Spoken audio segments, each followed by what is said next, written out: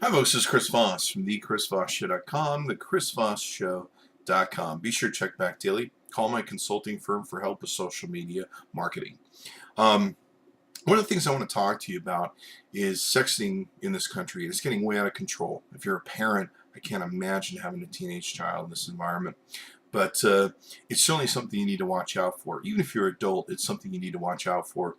I know it's a great thing to do. I imagine it's a great way to flirt with your friends, et cetera, et cetera. But sexting is becoming that new thing that you used to just see Hollywood people do when they have a sex video that would fall into the wrong hands, usually by accident, sometimes programmed.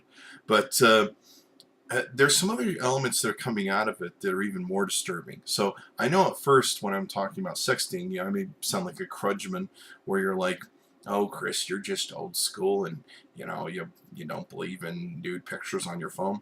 Hey, I don't mind nude pictures on my phone, but sometimes there's a whole lot of different circumstances and results that can come out of that might not be to everyone's best benefit. So let's talk about what those are. I posted a link below this video. It's a story of a 17-year-old high school girl who was using her cell phone in class. She wasn't supposed to, of course, but they're 17-year-old. And she, of course, had her phone confiscated. The principal confiscated the phone.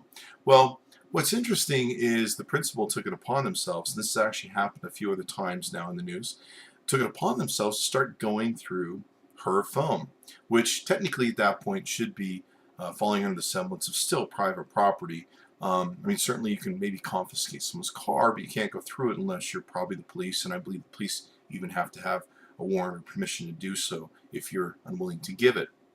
So the principal started going through the person's phone, started finding sexting pictures of the girl on her phone that she, either been showing her boyfriend.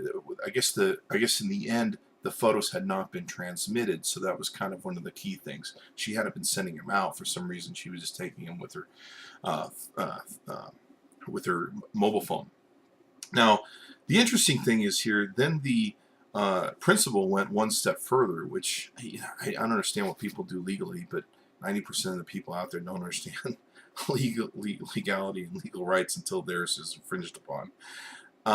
So the principal calls the police to say, hey, I found sexting pictures, which if you're thinking of what would I do if that was my phone with my naked pictures on it, I'm sure you're cringing at this point. So the police, of course, get involved. At that point, a lawsuit ensues. There was nothing wrong the girls did. You're welcome to take as many nude pictures as you want. Put it on your phone. It's your phone. So in that case, she ended up suing the school and making a cool $33,000.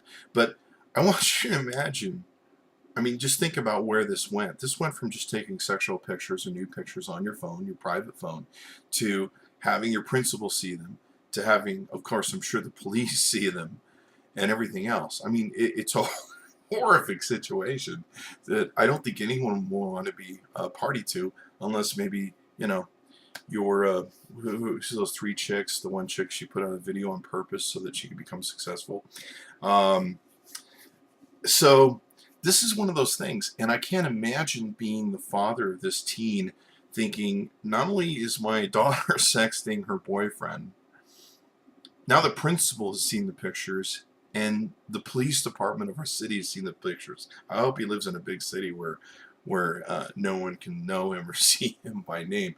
But it's very disturbing. I'm sure it's not the best thing for a teenager. It's probably something you probably need to put them in into a psychologist for. So this is a real good example, unfortunately, of the landslide that can really happen with sexting. Now, of course, there's the other angles of this. She could have put the sexting things back and forth between her and her boyfriend. That, of course, would be the transmission of sexual and erotic or whatever the case may be in enforcing these cases. And then you're looking at charges. Then you're looking at maybe jail time or fines, et cetera, et cetera. There's also the cases where boys and girls have taken other people's photos and pass them around to all their friends' cell phones. So it's really a scary time. If you're a parent, make sure you're talking to your kids about sexting. Make sure your kids are aware of the dangers. I'd be really honest with my children. I'd be like, here's a great example, honey, of a lot of people who got to see you naked, or this girl naked, and how would you like to be in the same place? Maybe you should think a little bit before you do things. So sexting is really important. The other thing, and I've talked about this before on my blog, the internet's becoming a very permanent record. And a lot of these images, when they get out there, they're very hard to get back, and they're very hard to block. And you can sue just about everybody on the planet, but sometimes there's always some corner of the internet that will keep that photo. A lot of these people may run for politics someday. A lot of these people may run for powerful companies they run someday. A lot of these people may do just about whatever. And a lot of times lately, we've seen people coming out of people's backgrounds, sometimes 10 or 20 years, going, guess what I have? So protecting your children is probably more important from that aspect of what's going to happen to them 10 or 20 years, 30 years from the line. I'm just waiting for that to happen in one of these political campaigns where somebody goes, by the way, I think we just elected somebody to the Senate or something who, unfortunately, after he got elected, it didn't come out that until then that he used to be a male stripper.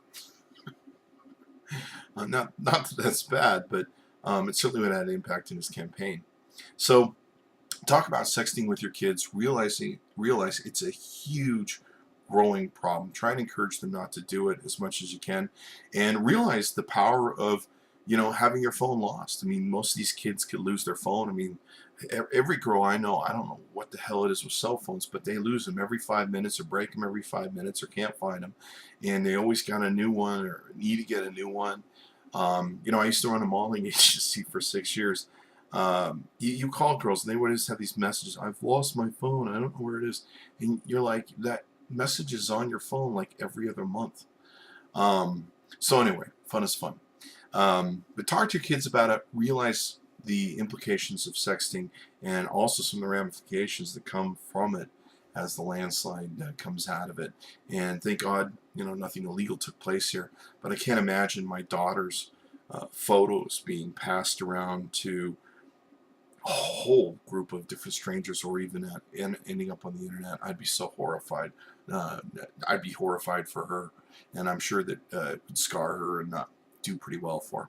Thanks for coming by the ChrisVossShow.com. Be careful of some of these new mediums. They have some great upsides. They also have some dark downsides. Bye-bye.